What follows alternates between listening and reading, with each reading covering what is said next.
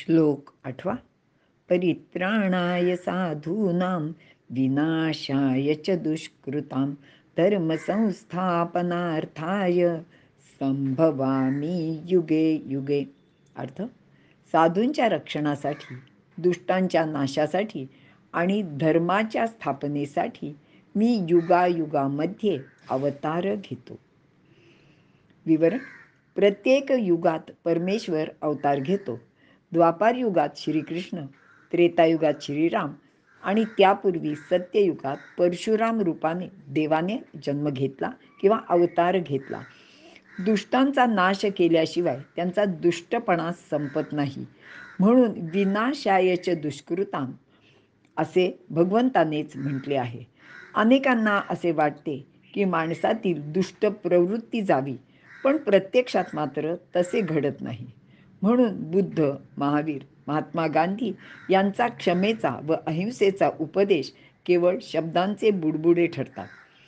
केवळ कोणाला उपदेश केला व त्या दुष्ट प्रवृत्तीच्या लोकांना तो पटला आणि त्याने दुष्टपणा सोडला असे सहजासहजी घडत नाही, असा आपल्याला अनुभव सुद्धा येतो. त्यांनी केलेल्या दुष्कृत्यांबद्दल व अन्यायाबद्दल त्यांना शासन व्हायलाच हवे, नाहीतर अशा लोकांची समाजातील संख्या वाढत जाते. समाजाचे स्वास्थ्यच धोक्यात येते. याबाबत रावण, कौरव यांच्याकडे सलोखा करण्यासाठी जे प्रयत्न केले ते वाया गेले होते, हे आपल्या सर्वांनाच माहीत आहे. युद्ध व युद्धाचे भयंकर परिणाम त्यांना सांगितले. कौरवांकडे तर स्वतः भगवंत गेले होते, पण त्याचाही काही उपयोग झाला नाही.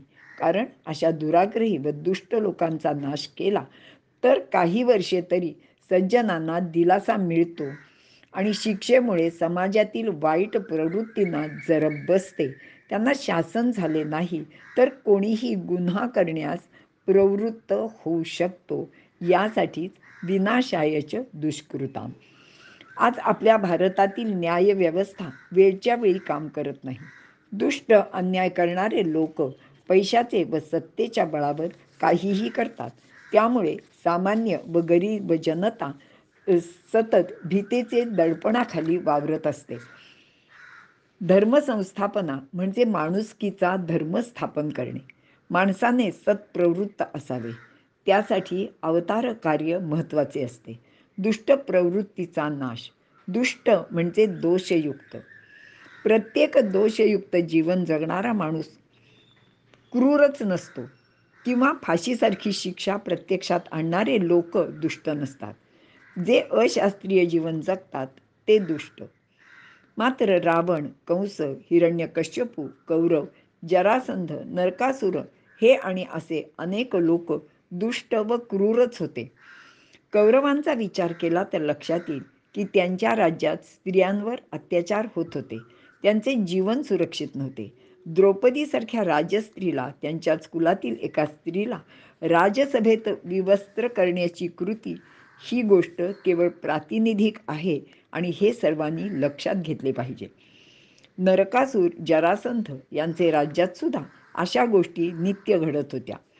पण धर्माचे राज्यात तसे घडत नाही. शिवाजी राजांचे राज्यात असे घडले नाही. तसा प्रयत्न करणाऱ्याला जबरदस्त शासन केले जात होते. समाजामध्ये सामान्य लोकांना, सज्जनांना शांततेने जगता आलेच पाहिजे, हीच माणुसकीची शिकवण आहे. सारे विश्व ज्या नियमांनी चालते त्या नियमांना धर्म असे म्हणतात. धर्माला ग्लानी येणे म्हणजे त्या नियमात शिथिलता येते, आणि शिथिलता फक्त मानव समाजातच येते. प्राणी विश्वात निसर्ग नियम पाळले जातात. मात्र शिथिलता आली तरी ते नियम संपूर्णपणे नष्ट करता येत नाहीत. अशा विश्वधर्माला नियमांचा अभ्यास करून मनूने समाजरचना केली. म्हणूनच मनुष्याच्या या बांधीव समाजरचनेलाच धर्म असे म्हणतात. धर्मो धारयते प्रजा. असे नियम न मानणे, स्वतःचे मर्जीप्रमाणे वागणे व त्यामुळे समाजरचना विस्कळीत होऊन जाणे म्हणजेच अधर्म माजणे किंवा धर्माला ग्लानी येणे. परकीय आक्रमण, सांस्कृतिक संघर्ष, वैचारिक मतभेद अथवा नव्या शास्त्रीय शोधाने समाज जीवन विस्कटते. लोक सैरभैर होतात. अशावेळी लोकांना योग्य मार्ग दाखविण्याचे काम करणे म्हणजे धर्मसंस्थापना. असे कार्य आत्तापर्यंत अनेकांनी केलेले आहे. समाजाला विकासाच्या मार्गाने नेणारे तत्त्वज्ञान सांगून तसे आचरण करून लोकांची आर्थिक नैतिक उन्नती करण्याचे, त्यांना शांततेने राहता यावे अशा प्रकारचे कार्य आपल्या अनेक संतांनी सुद्धा केलेले आहे. यामध्ये महाराष्ट्रात समर्थ रामदास, तर दक्षिणेत विद्यारण्य स्वामी यांनी तर नवीन राज्य निर्मितीचे कार्यात मोलाचे मार्गदर्शन व मदत करून समाजाचे उन्नयन केले.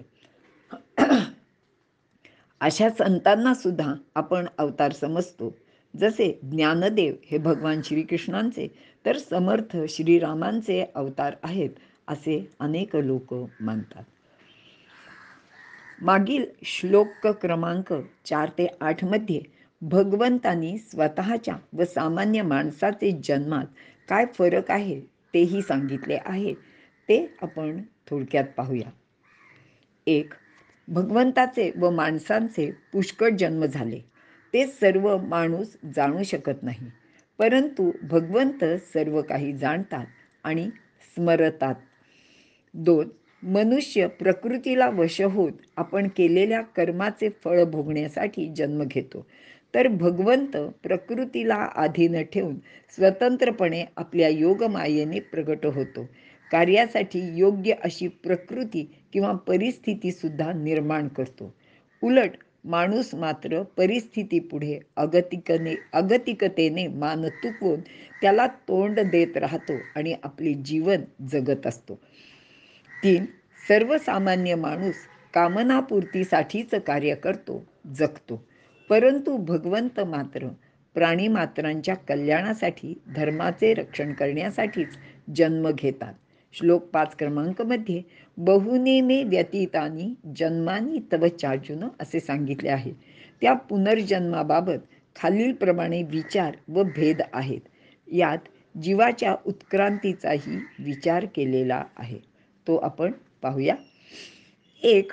सर्वप्रथम आत्मा प्राणाशी संलग्न होत मेघमंडलाचा आश्रय करतो व वर्षावाने वृक्ष वनस्पतीवर सिंचित होतो. त्यावेळी त्याला जलात्मा असे म्हणतात. तो त्याचा पहिला जन्म असतो. 2.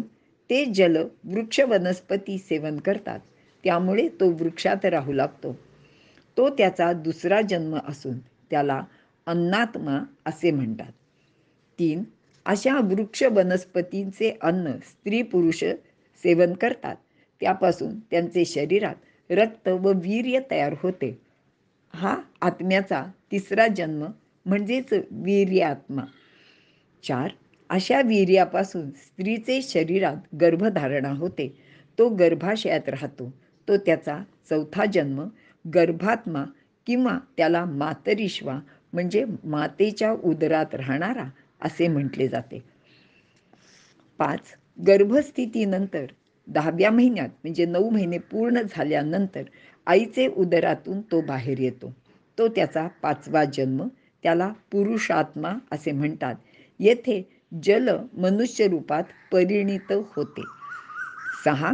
यानंतर उपनयन संस्काराने तो द्विज होतो. तो त्याचा 6वा जन्म असतो. त्याला ज्ञानात्मा असे म्हणतात. 7. ब्रह्मचर्य समाप्तीनंतर तो गृहस्थाश्रमात प्रवेश करतो आणि म्हणून त्याला कर्मात्मा म्हणतात, कारण विविध कर्मे करणारा तो असतो. तो याचा 7वा जन्म. विशेष प्रकारची प्रशस्त कर्मे करून तो जगद्वंद्य होतो. शतक्रतू करून तो इंद्र ही पदवी सुद्धा मिळवू शकतो. येथेच कर्म करून तो नराचा नारायण होऊ शकतो आणि हा त्याचा कर्म जन्म आहे. 8. कदाचित संन्यासाश्रम घेऊन सर्व कर्मांचा संन्यास करीत हा चिदात्मा होतो. हा याचा 8वा जन्म असतो. तेथे तो निजानंद रूप शिव केवलोहम असा आनंदघन अनुभव घेतो. असे हे पुनर्जन्माचे विचार छांदोग्य उपनिषदात सांगितले आहेत. इथे आपण थांबूया.